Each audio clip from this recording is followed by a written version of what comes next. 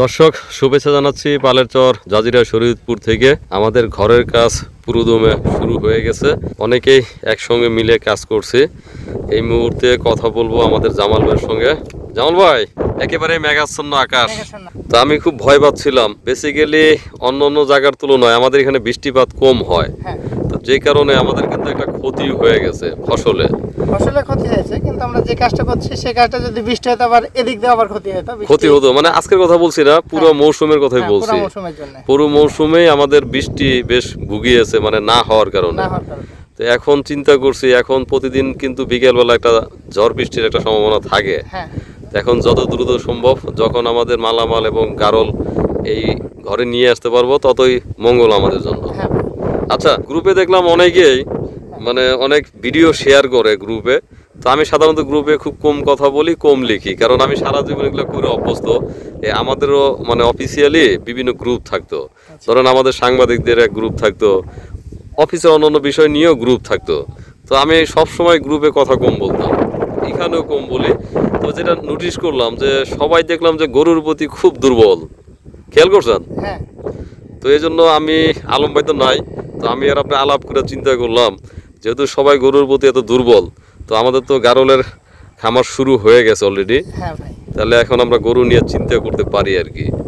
গরুর অবশ্য আমরা চিন্তা করতেছি, বা আমাদের এই যে ঘরগুলো করতেছি, এই ঘরের সাইড দিয়ে আমরা আবার একটা বারান্দা। আচ্ছা, তারপর আবার অনেকেই অনেক ভিডিও দেন, মানে গরু পালনের আগে কি কি জানতে হবে। তো আমার মনে হয় যে আসলে জানার ঘাটতি কারোরই নাই, কারণ ইউটিউব দেখে ভিডিও দেখে সবাই সবকিছু জেনে ফেলছে আর কি, আমরাও জেনে ফেলছি আর কি। কিন্তু বাস্তবতা তো ভিন্ন। সেটা হচ্ছে যে আমাদের যা আছে সেটা ট্যাকেল দিয়েই তো আমাদের আগাতে হবে। এখন আমাদের মাথা গোজার ঠাই নাই, আমরা যেভাবে মানে কচুরি পানার মতো নদীতে ভাসছি, তো সেই জায়গাটা ঠিক করার পরেই তো আমরা আর একটা প্রজেক্টের দিকে যাব, ধারাবাহিকভাবে একের পর এক একটা হয়তো কাজ শুরু করবো ভাই। আচ্ছা, তো আপনার সঙ্গে আলাপ হচ্ছিল যে আমাদের এই পাশে যে বাকি জায়গা থাকবে, এখানে মনে হয় প্রায় 1.5-2 বিঘা জমি আছে এখানে, নাকি না আর কম বেশি হবে? হয়তো একটু বেশি হতে পারে বা একটু কমও হতে পারে, আমরা হয়তো সীমানা যেহেতু নির্ধারণ করা নাই। না, আনুমানিক সীমানা নির্ধারিত আছে। এখন আমাদের এই জমির যিনি মালিক, ওই পাশের মালিকও কিন্তু একই মানুষ। তো আমাকে বলছে যে আপনাদের যতটুকু প্রয়োজন হয় ব্যবহার করতে থাকেন। আর এই পাশে তো আমাদের এই যে এই প্রজেক্টে আমাদের সঙ্গে আমাদের ভাই আছেন, রুবেল ভাই, আমেরিকায় থাকেন। তো ভাইয়ের সঙ্গে কথা হয়েছে যে এখানে 15 বিঘা জমি আছে, এখান থেকে আমরা এই কোম্পানির জন্য প্রথম অবস্থায় 5 বিঘা জমি ভাই থেকে চেয়ে নিছি আমরা, যে আমরা শুরু করতে চাই এখানেই। তো এখানে শুরু করার অর্থ হলো যে জায়গাটা অন্য জায়গার তুলনায় উঁচু, এই একটা বিশেষ কারণ। আর আমাদের যে জমিতে দাঁড়িয়ে আছে, এই জমির মালিক হচ্ছে একজন, মানে ছোটখাটো কোনো ঝামেলা তেমন একটা নাই জমিতে। তো সেই জন্য আমরা এই জায়গায় শুরু করলাম।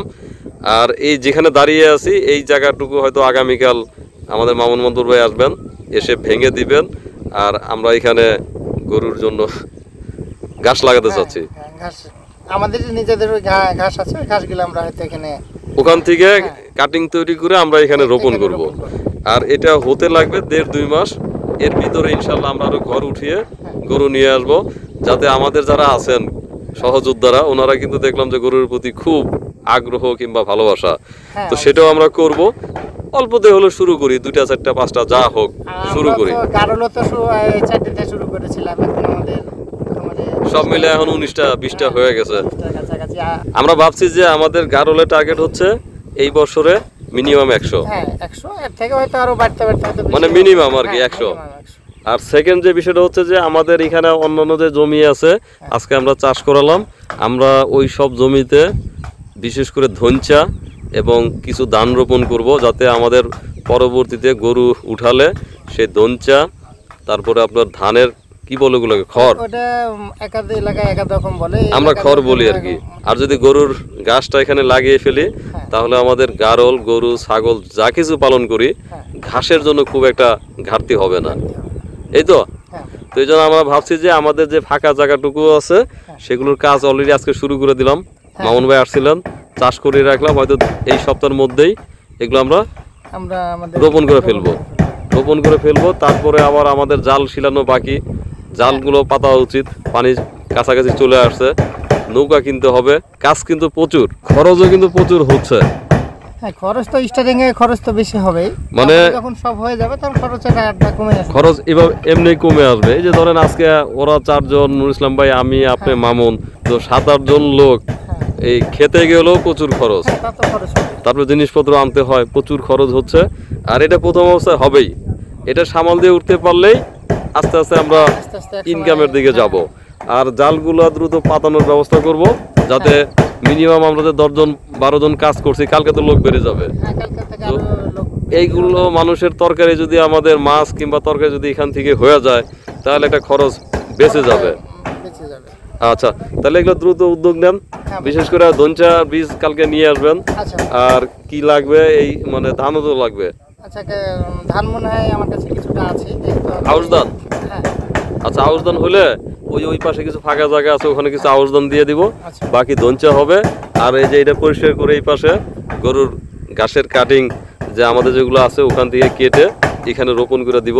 বৃষ্টি বাদলা হচ্ছে, কিছু সার দিয়ে দিলে, ঘরে সার আছে, সার দিয়ে দিলে দেখবেন দ্রুত বের হবে। আর আমাদের সঙ্গে যে ভাইয়েরা আছে তাদেরও মনে হয় আর বেশি খুশি হবেন আর কি, আমার ধারণা।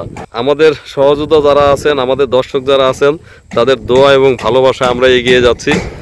হয়তো আমরা আগামী শুক্র শনিবারের মধ্যে, অর্থাৎ আগামী 2-3 দিনের মধ্যে আমরা আমাদের গারলগুলিকে এখানে নিয়ে আসতে পারবো।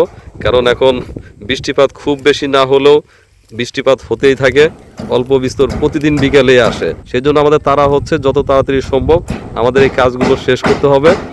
কাজগুলো শেষ করে গারলকে একটা নিরাপদ জায়গায় নিয়ে আসতে হবে। আমাদের আরও অন্যান্য জিনিসগুলো আছে, জাল কিংবা ভুট্টা বা অন্যান্য যে জিনিসপত্র আছে, এগুলো একটু অরক্ষিত অবস্থায় আছে। সেটা সুরক্ষিত অবস্থায় রাখতে আমাদের এটা জরুরি প্রয়োজন যে যত তাদের সম্ভব এখানে নিয়ে আসতে হবে। মামা, ও মামা, কি অবস্থা বলেন? আলহামদুলিল্লাহ। আলহামদুলিল্লাহ। কষ্ট করলেন, সেটা হচ্ছে প্রথম দিন ছিলেন মাটিতে, দ্বিতীয় দিন ছিলেন পাটিতে, আজকে থাকবেন পাটাতনে। আজকে থাকুন বাটা। মামা, আপনারা অনেক কষ্ট করে আসছেন, আলম ভাই আপনাদের নিয়ে আসছে। তো আমরা খুবই খুশি যে এই কষ্টের মাঝেও আপনারা বিরক্তি প্রকাশ করেন নাই, যে ঠিক আছে আজকে না হয় 2 দিন পরে হবে। তো আরও তো কাজ করব, ভবিষ্যতে আবার যখন কাজ হবে তখন কিন্তু আবার এসে সাজানো বাগান পাবেন ইনশাআল্লাহ। আর আছে আবার আমু, আপনাকেও ভালো লাগছে। মেইন হলো মামা মানুষের ব্যবহার, বুঝছেন মামা, কাজের কোনো বিষয় নাই। না, আমার ব্যবহার, ও মামা, আমার ব্যবহার খুব ভালো না, তবে আমি একটা জিনিস খেয়াল করছি, আমার এখানে যে যতদিন যেখানে কাজ করছে সবাই আবার আমার সঙ্গে কাজ করতে চায়। এটা আমার জন্য, মানে আমি বলছি না যে আমার ব্যবহার অনেক ভালো, আমি কিন্তু খুব রাগী মানুষ, কিন্তু যখন আমি কাজ করি, আমার কাজ করার অভ্যাস ছোটকাল থেকে কেমন, আমি স্কুলে যখন থাকতাম তখন ক্যাপ্টেন ছিলাম, কলেজে মাতুবুরি করতাম, অফিসে যখন কাজ করছি তখন অনেক লোক নিয়ে কাজ করতে হতো। তো এই জন্য কে কি চায় এটা কিন্তু আমি সহজে বুঝতে পারি। মানে আপনার কাজে আসছেন, আপনার কি কি দরকার, কতটুক দরকার বা কতটুক না হলে আপনি মন খারাপ করবেন, অতটুক সহজে বুঝতে পারি। তো যে কারণে মানে একটু আনন্দ পাচ্ছেন আর কি। হয়তো অনেক কিছু দিতে পারছি না, কিন্তু চেষ্টা করছি যে আসলে যেন আপনারা কোনোভাবে যেন মানে মন খারাপ করে বা একটা অভাবে যেন, মানে কোনো কিছু অভাবে যেন মন খারাপ না থাকে, কাজটা যেন আনন্দের সহিত করতে পারেন। তো মামা, ভালো থাকেন। আলহামদুলিল্লাহ মামা, ভালো আছি, ভালো থাকি।